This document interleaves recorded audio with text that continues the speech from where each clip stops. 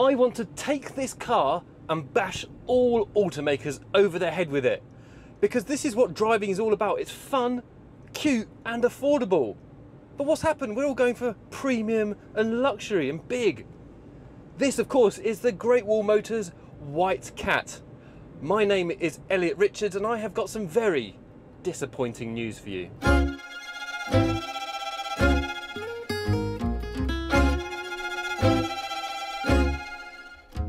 If you're sitting there wondering what this car is and is it a new EV, unfortunately I have to tell you no, it's not. This was released in 2020 by Great Wall Motors and they stopped production just 2 years later in 2022. And do you want to know why? GWM wanted to go upmarket, they wanted to go premium. They wanted to show the world that they can compete with the very best of them. So they ditched affordable, fun models like this and the R1, this is the R2. And it's an absolute crying shame because we need more fun, interesting, good looking and cute, affordable cars on the market. So let's find out what the R2 or the White Cat is all about. Now, what do you think when you look at this car? Do you think Japanese K car? Yes, me too, and you're not mistaken because this is actually designed by GWM's Yokohama Design Studio. Who knew that GWM had a Japanese design studio? But anyway, they've really nailed the looks of this car and it's called the White Cat. And I think at the front, it does look a bit like a cat with its whiskers, like it's jumped straight out of a Miyazaki anime film and straight onto the streets of Shanghai. I love these lights, I love this bulbous front end, but most of all I like the proportions and how it just looks right. And I think the problem is GWM has decided to go down the aggressive, masculine route. Their cars at the moment are called Tank and Big Dog because everything has to be angry. This is cute, it's fun, I love it. And I do just have to apologise, all these scrapes are not from me driving it this morning. It's a rental car, it's a few years old, so please, I do apologise for that. If I may, let's very briefly talk about some of these specifications of this car. So it's about 3.6 metres long and the wheelbase is about 2.5 metres. And with that you get a proper car, you get proper proportions, proper size front doors, proper size back doors, plenty of space in the back, and you even get a boot, which is fantastic. Now this comes in two flavours. It comes with a 34 kilowatt hour battery and a 38 kilowatt hour battery, giving between 350 and 401 kilometres of any DC range. So slash that by about 25% for an actual realistic figure. It's a CATL ternary lithium battery. And yes, it does come with fast charging. There's a fast charger on this side and an AC on the other side. So you can fully charge the battery from about 20 to 80% in about 40 minutes because the battery size is minuscule. It's a great size battery. Well, what can I say about in here? So the cuteness from the Japanese design studio did not transfer onto the inside at all. This looks like a generic GWM product from 4 years ago. It could be in any car. There's no cuteness, there's no interesting features. Now, I'm not asking for premium features. I want things to be smartly designed, but this just feels like a really cheap afterthought. So I'm going to talk about this as in flaccid ergonomics because they haven't really thought about where your knees sit, where your arm sits. There's no armrest down here. My knee keeps banging into this massive dial for controlling my drive modes. Why is that so big? It's so uncomfortable when you're driving along because the accelerator's down there. It feels like a basic Casio watch in here. And the problem is the Chinese auto industry is moving so fast that 4 years ago is basically like 30 years in legacy auto. It feels almost 30 years old. Even though it's 4 years old, it feels like it could be from a different time. It's just built differently. Now, there are not much in terms of feature in here. The screen is okay. I've got basic radio, sat nav, and my climate controls on screen. It's all on screen because screen equals cheap. There's no buttons. The only buttons I have is big power button, turn it on, and a hazard warning light. I've got some controls on here. I've got my basic controls up here, and mirror controls are down there. All the rest is on the screen, but there isn't that much control. There's no smart features of this. You know, seats are fine. They're fake leather, a little bit nasty. It's a bit disappointing, to be honest. So I just want to show you what the screen looks like and what the features are. Here you go, basic radio, you can connect your phone, then you've got your car kind of menu. I can see that I've got 8.1 kilowatts per hour per 100 kilometers. I've got 215 kilometers left on the range, and a few other features on here. Really not that much. And then I've got my air conditioning controls here, which are actually very good, and it cools down in about 20 seconds, which is very impressive. Now over here I've got my screen that I can see when I'm driving. Now the odd thing is, right, if this goes over 6.3 times 1,000 revolutions per minute, it goes red, and there's a little tree in here which starts changing colour from green to yellow. It's like I'm burning petrol and I shouldn't be going that fast. But I don't need to know how fast the electric motor is going, really. Maybe in terms of efficiency, but then I can see how much I've got left. Look, this car's done 75,000 kilometers. So nice to get a car which has a lot of kilometers on it rather than a brand new one. And that's basically it. Pretty kind of basic UI UX, not award winning, but it shows you what you need to know.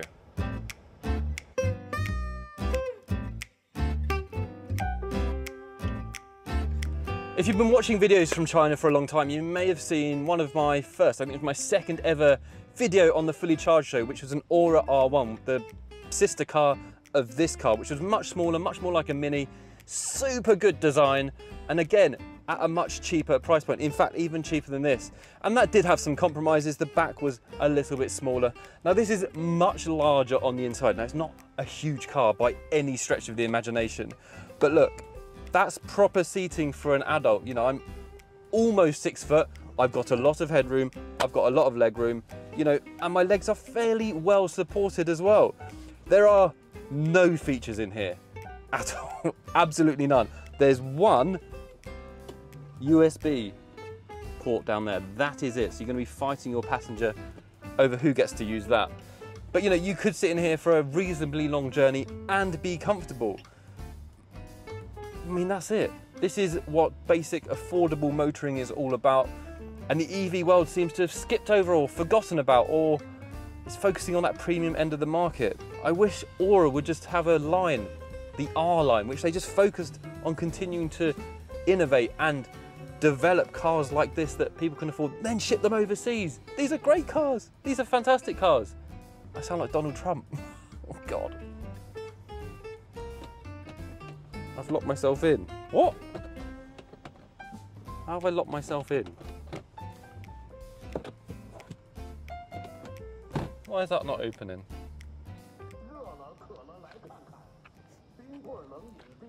Don't know if you can hear that.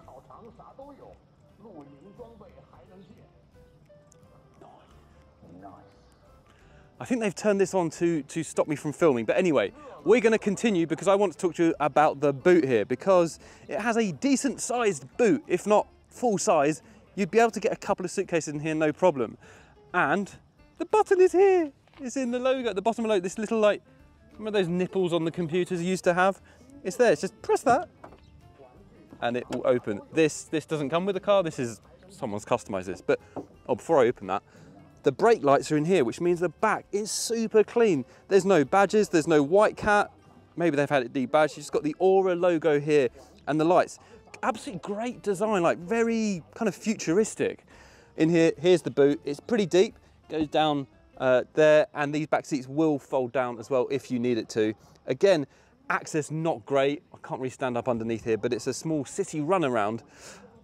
And let me just quickly tell you about the price.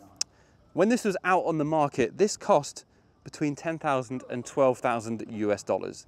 Now on the market, it's probably about half that, about $6,000 you could pick up one of these.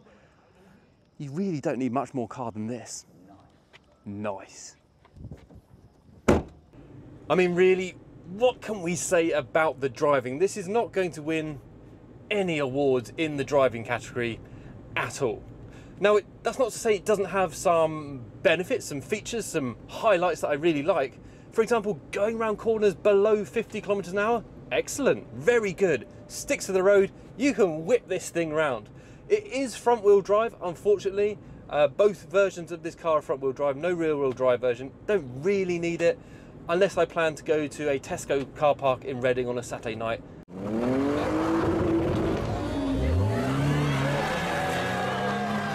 To do burnouts with my friends, which I'm probably not going to do.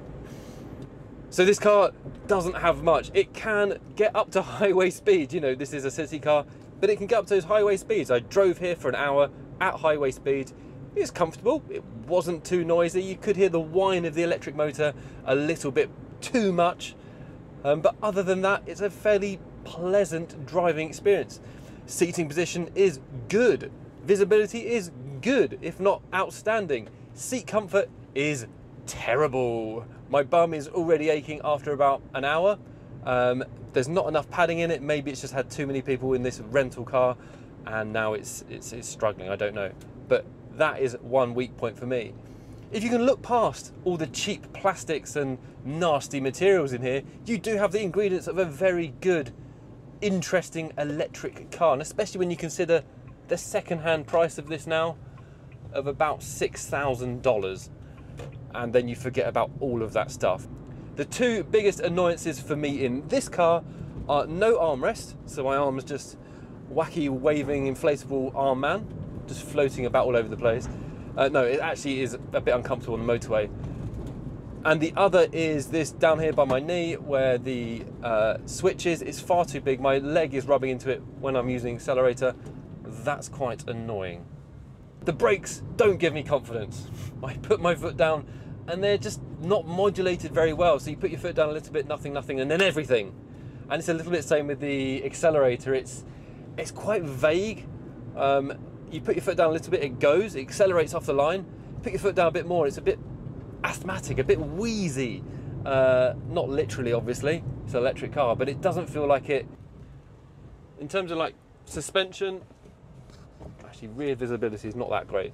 Suspension is a little bit crashy. There's a few squeaks and rattles and bumps. That could be because of the age of this car.